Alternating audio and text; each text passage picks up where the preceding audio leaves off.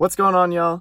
Welcome to today's SELAH video. My name is TJ Dane, and I'm on the student ministry team here at Westside, and I'm excited for us to dig into day 3 of our SELAH series for Holy Week. And today is Wednesday, and on Wednesday, we are going to see that Jesus was actually continuing to teach in the temple despite it being dangerous. You see, the high priests were actually plotting to kill Jesus, to arrest him and kill him, and they were gaining some urgency because they knew that if they did this at the wrong time, that people would be really upset and they would potentially riot. And then that would be real messy for them. So they are plotting to arrest and kill Jesus, but Jesus doesn't stop his ministry. He continues sharing truth with people, and he continues to teach in the temple. And it just shows that Jesus has this trust in God's will, this trust in his Father. He knows that God is going to work things out. And despite him facing the cross, Jesus knows what's going to happen in a couple of days. He knows that he is going to be put to death on a cross. But Jesus does not fear because he's grounded in love and because he trusts the Father's will.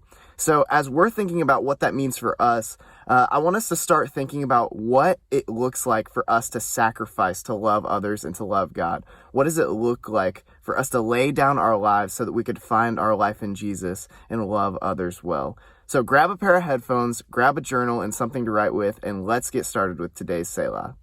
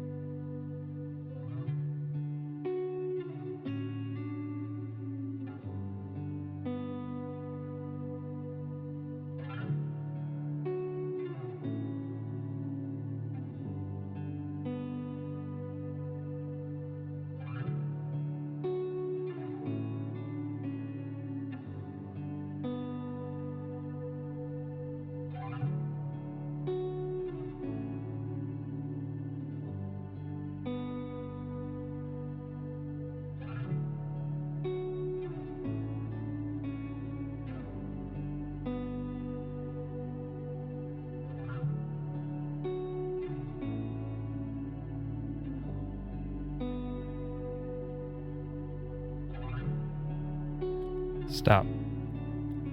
Jesus continued to teach daily in the temple, even when it became more dangerous. The chief priests were growing in their urgency to arrest and kill Jesus. However, Jesus kept his focus on the Father and on the other people. He knew what must occur, and he did not fear because he was grounded in love. Take a moment to distance yourself from the distractions of life. Pause and reflect on the great courage and love displayed by Jesus in his journey to the cross.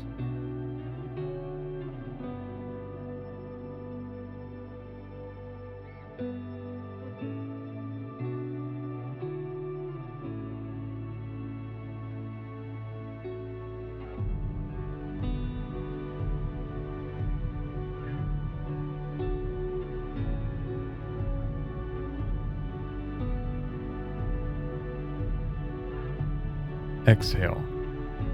Breathe in through your nose and exhale through your mouth. As you steady your breathing, close your eyes. Calmly focus on Jesus.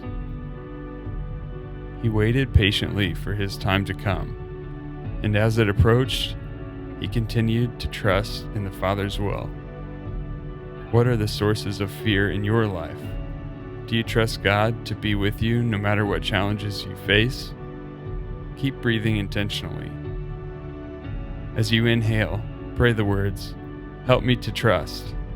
As you exhale, pray the words, "That your will is greater."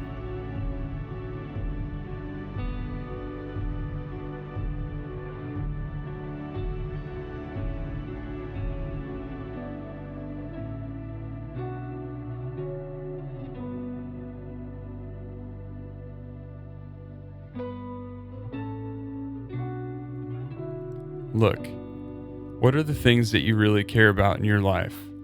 Look around and find the most valuable thing that you have. Draw that in your notebook and think about how hard it would be to give that up. Jesus has immeasurable value. He is the incarnate God who stepped out of heaven into our mess. The Father loved you so much that he was willing to send Jesus to die on the cross for you. Do you realize the value you have because you are his child?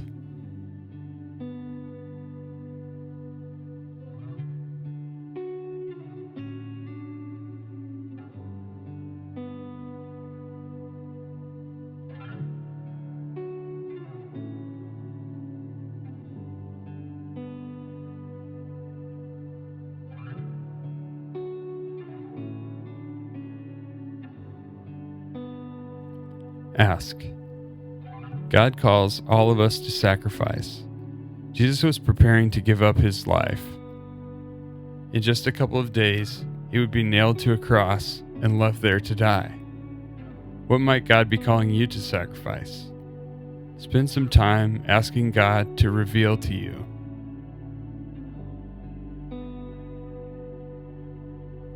How you can follow Jesus' example of loving others, even when it leads you to give something up.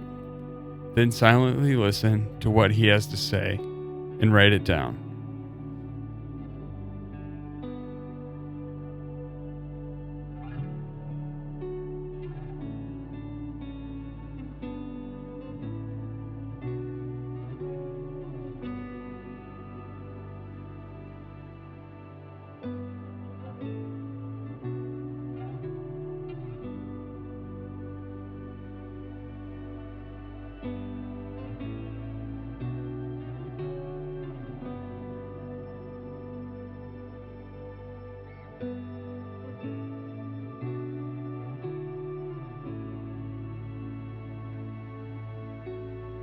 Here, as these passages are read over you, write down anything that specifically stands out to you. Each day, Jesus was teaching at the temple, and each evening he went out to spend the night on the hill called the Mount of Olives, and all the people came early in the morning to hear him at the temple. Now the Passover and the festival of the unleavened bread were only 2 days away, and the chief priests and the teachers of the law were scheming to arrest Jesus secretly and kill him. But not during the festival, they said, or the people may riot. On the first day of the festival of unleavened bread, when it was customary to sacrifice the Passover lamb, Jesus' disciples asked him, "Where do you want us to go and make preparations for you to eat the Passover?" So he sent 2 of his disciples, telling them, "Go into the city, and a man carrying a jar of water will meet you. Follow him. Say to the owner of the house he enters, 'The teacher asks, where is my guest room, where I may eat the Passover with my disciples?' He will show you a large room upstairs, furnished and ready. Make preparations for us there." The disciples left, went into the city, and found things just as Jesus had told them. So they prepared the Passover.